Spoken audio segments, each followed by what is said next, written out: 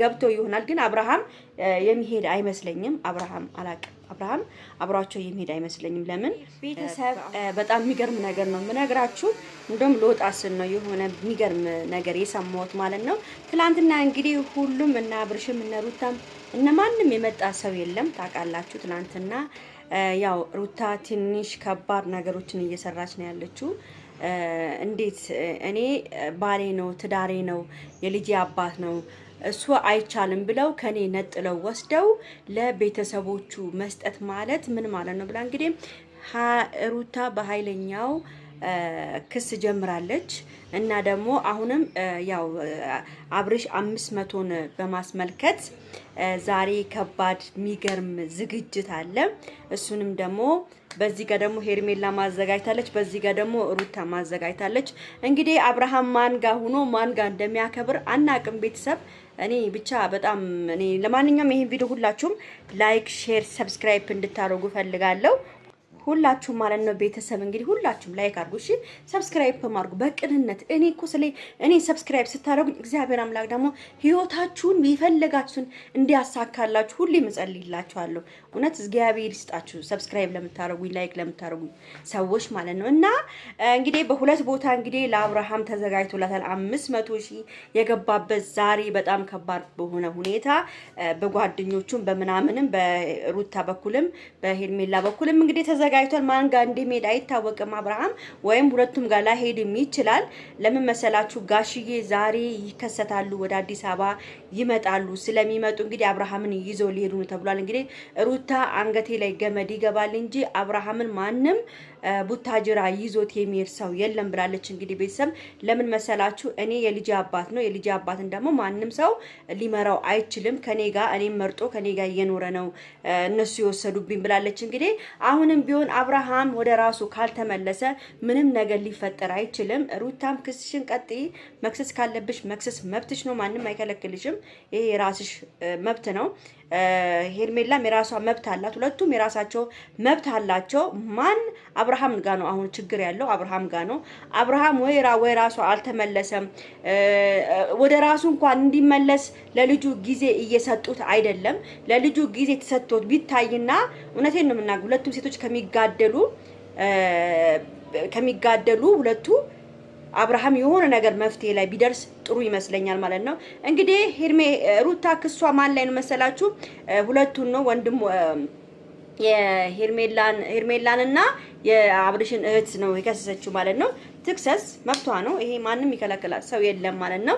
እና ውዶቼ በጣም የሚገርማችሁ ነገር እኔ አሁን የአብርሃም ነገር ነው ያሳሰበኝ። አብርሃም በአሁን ሰዓት ምንድነው እንደዚህ እሺ ምንም መድኃኒት ከተደረገበት እንኳን ያው ሲጸልይ እኮ ሰው ትንሽ ነቃ ይላል አይደለ? አብርሃም አሁን ምርጫውንም እያወቀ አይደለም። ይሄ ልጅ ምን እያደረገ እንደሆነ የሚያውቀው ጉዳይ የለም። እኔ አንዳንዴ ሳስበው ይሄ ልጅ ላሽ እያለ ነው ወይ? እሺ ትላንትና እንግዲህ እንትኑ ላይ የሱ ፔጅ ላይ ገብቼ ሳይ እንግዲህ ስለ ኦዲየንሶቹ ምናምን በጣም ደስ ብሎት ምናምን ሲገልጽ ነበር። እንደዚህ አይነት እያሰበ ያለ ሰውዬ እንዴት ነው ማቆ? አብርሃም ሩታንም በደንብ አስተውሎ ያውቃል። ሄርሜላንም በደንብ አድርጎ አስተውሎ ያውቃል። በደንብ ያውቃል። እያወቀ ነው በአሁን ሰዓት። አብርሃም አሁን ይሄ ሙድ ማጫወቱን ተውና አርፋውን ወደ ቦታ ተመለስ ነው የምለው። እውነቴን ነው የምናገረው። ለምን መሰላችሁ? ከዚህ በኋላ በጣም ከባድ ችግር ሊመጣ ይችላል። በጣም ዝታለች ሩታ። በጣም ከባድ ነገር ለማድረግ ዝታለች ቤተሰብ። አንደኛ ነገር ደግሞ ይኸውላችሁ በእንደዚህ አይነት ነገር ደግሞ የሆነ ሰው በእንደዚህ ክርክር እኮ አንድ ቀን እኮ የሰው ነፍስም ሊጠፋ ይችላል። ገብቷቸዋል። ስለዚህ ሩታ በጣም ዝታለች፣ በጣም ተናዳለች። ትላንትና ራሱ ታማ ነበር ተብሏል። ሩታ በጣም ከዛ ከሄደች ጀምሮ በጣም ታማ ነበረ። ጨጓሯን በጣም ታማ ነበረ። እና እንደውም በቅርብ ባለው ክሊኒክ ሂዳ ነው ትንሽ ራሷን የመለሰች ነው የተባለው። ታማ ነበር። እንግዲህ ይሄ ሁሉ ነገር ከሚፈጠር አብርሃም ወደ ራስህ ተመለስ። እኔ አብርሃም አሁንም ቢሆን እኔ ቀሉን ተው። አብርሃም እየቀለደ ነው ያለው የሚመስለኝ ሳስበው ማለት ነው። አንዴ እንደዚህ ያደርገዋል፣ አንዴ እንደ እንትን ያደርገዋል። ወይ አያወራ ወይ ሐሳቡን አይገልጽ። የያዘው ይዞት ነው ካላችሁ እያወቀ ነው ልጁ። ምንም የያዘው አልያዘውም በቃ እያወቀ ነው። አብርሃም አሁን በቃ ነግታ የሰውን ህይወት እንድትመልስ ነው የሚፈልገው። አሁን ገብቷቸዋል። የሰውን ህይወት እንድመልስ ነው በቃ።